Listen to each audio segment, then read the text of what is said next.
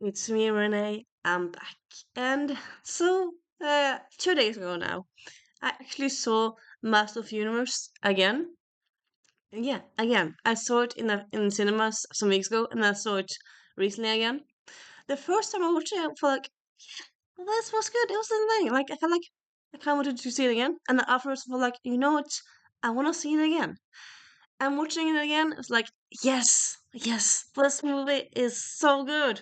So yeah, I mean, mostly I talk about books on this channel, but sometimes I do also talk about movies.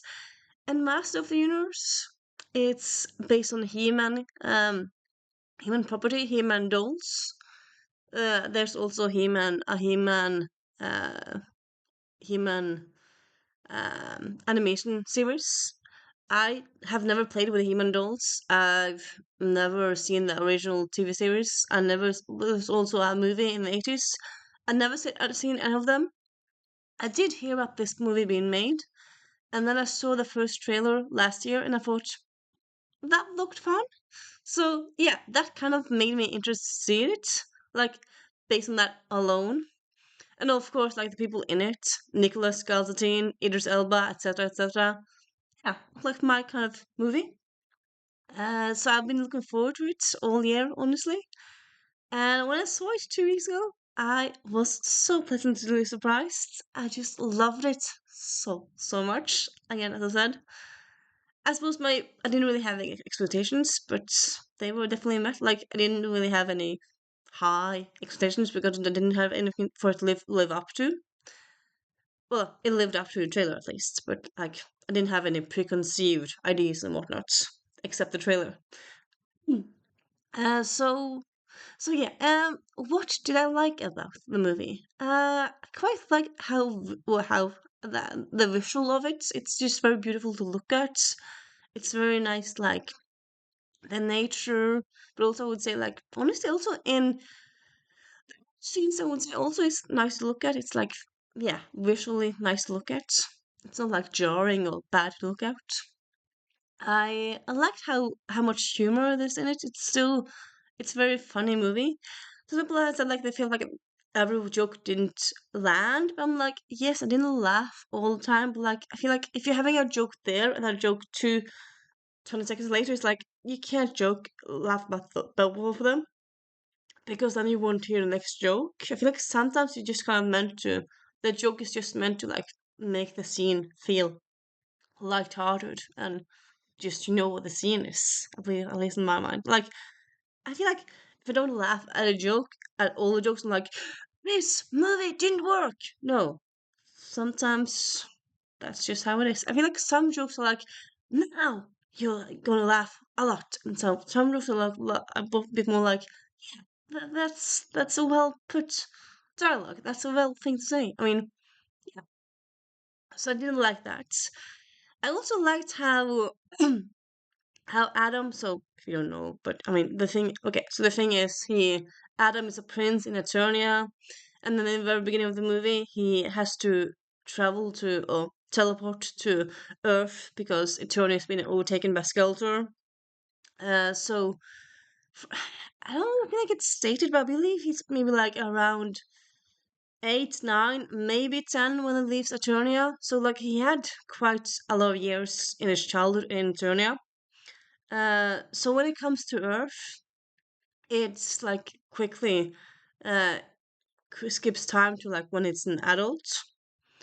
And then and then you don't really see his childhood or like you see flashes of it, but you don't really see that much of it. But it's clear that he's tells everyone that he's from Eternia. Like he still remembers Eternia. He still believes he's from Eternia. He still hasn't like stopped believing about Eternia, even though he hasn't like seen any. Like he lost his sword. He hasn't like seen traces of Eternia since he came to Earth. And I quite like that. I feel like a lot of movies where someone gets transported to a different place, they either get amnesia or kind of make themselves stop believing in the real thing that like their life was before because they don't really see any evidence before anymore or whatnot. So I quite like how in this movie remembers all the time and never loses hope. I quite like that. I mean, also Sally kind of also stated that his mom had lost hope in him returning, but he had never lost hope in him going back. So that's interesting and nice. So that's I kind of like that aspect of it. I also like how he like in the beginning of the movie, he's not really not that fit at all. I mean, you do kind of see that the actor is fit, but the character isn't supposed to be that strong and whatnot. So he goes on a journey, even though also I would say it kind of seems like when he like at times when he holds the power, holds the sword, he's like strong and big and whatnot. But then when he doesn't hold the sword or not whatnot, he's kind of less strong. Honestly, it doesn't really like I don't really because how that the train just I don't know why the train was being noisy. Anyway, I don't quite understand the thing because like he takes a sword and then says like I have the power, and then it gets turned into like this muscly dude. He fights, and then he doesn't really have to hold the sword all the time to be strong. But then sometimes when he doesn't hold the sword, he's just normal again. And then yeah, his clothes are just back magically. I suppose magic. But yeah, I feel like that could be explained a bit more, but still. I also kind of like honestly that in this movie, Skeletor, it's not really explained at all, but like there's a bit of a scene where where Adam asks like, did you have a bad childhood? Were you jealous of my dad? Why do you want a throne? And then Skeletor just says, I want power. That's it. There's no big reason. I just want power. I'm a villain. I have a skeleton. Skeleton. I have no face. That is the basis of my whole ideology. I just want power. It's kind of fun. Like I feel like there are a lot of movies nowadays like the villain has to like have a point. The villain has to have like tragic backstory, whatnot. But in this one, I mean, I feel like even still, I feel like there's always some sort of backstory for it. I feel like, I mean, if you just if people just want what they can't have, like why would they want that power and not like power in on Earth or like why would they? But still, it's kind of fun that it just kind of says just want power. Like he doesn't claim to be smart or to want that is just like power. Give it to me, power. So I kind of like how it's just so basic and yeah. Uh, well, not only I don't quite like that much is the fighting scenes. Like, well, at least some of the fighting scenes, it's just kind of pistols, gun, gun, gun, gun. I feel like it's not that interesting to watch. I feel like some fighting scenes are more interesting than other fighting scenes, and just pulling a gun out and firing at people, it's really not that interesting. I feel like that maybe more caters towards kids, maybe male centered people. Uh, but yeah, that's just a small gripe really. And yeah, I like that one of the male characters is a woman like Tila. She's a big fighter, and I like that. Um, and then we have Diona, who's there. She doesn't really do that much, but she's there. Honestly, I would kind of have liked more from Adam's childhood, and also I feel like it's kind of weird that Adam is called Adam while his friend is Tila, and then Diona. So I feel like Adam is kind of is a normal name, and then Tila was it a normal name in the 80s? I don't know. I feel like that's kind of more like a fantasy name, so that's interesting, really. Quite like though that from the very beginning, you know that Adam his training is supposed to be a fighter. Even though he's a prince, he's also supposed to be able to fight. I feel like very much in history and in movies. Now I'm just talking out of my ass. I'm not saying anything based off and stuff, but I feel like my idea is that I feel like a lot of in culture and whatnot that the royals would often have royal guards and then they wouldn't really know to fight themselves. Well, in this world, he is Prince Adam, but he's still supposed to be able to fight himself. I mean, yeah, he also has a royal guard or man at arms. He also has military, but he's also supposed to be able to fight. And yeah, it's fun.